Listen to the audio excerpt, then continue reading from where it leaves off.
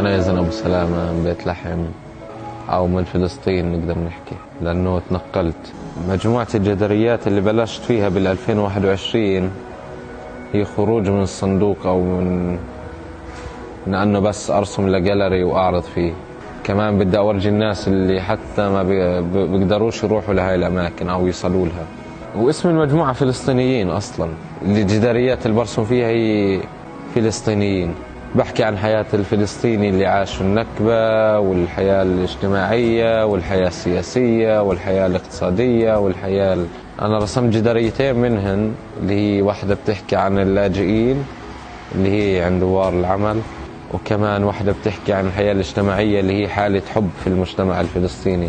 الحب الفطري اللي بيجي من بساطة الناس، أو كيف الناس بيعرفوا بعض وبيحبوا بعض.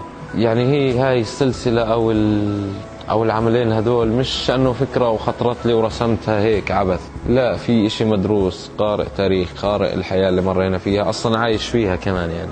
بس أنك تنقلها بصورة واضحة للناس أو إشي بيشبه شو مركوا فيه، فهان دور الفنان، هو كيف بيشوف الأشياء. هاي الجدارية بتحكي عن تحت ظل الشمس، هي مش فلسفة، بس نقدر نحكي أنه الفلسطيني اللي تهجر، اللي ما فيش إله ظل على المدينة اللي عايش فيها حاليا، لأنه ما بنتميش إلها زي ما بنتمي لبلده الأصلية. كل واحد بتطلع في جهة، لأنه كلهم ضايعين في المكان، مش عارفين وين يروحوا إلا لما يرجعوا على البلد تبعتهم الأصلية. الناس بتفكر أنه واحد أجنبي رسمها، لأنه بس بنفكر أنه الأجانب اللي برسموا، بس رسمتها كمان ووقعت تحتيها. ممكن الأجنبي يفكر أنه حدا من بلاده اللي رسمها، بس هي لا، أنا اللي رسمتها يعني، مش حدا أجنبي.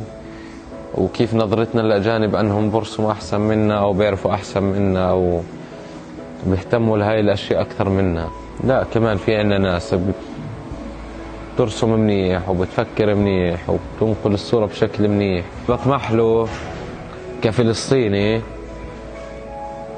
وهو نجاح يعني، لأنه وجودنا من وجود الأشياء اللي بنعملها يعني، ومن هويتنا.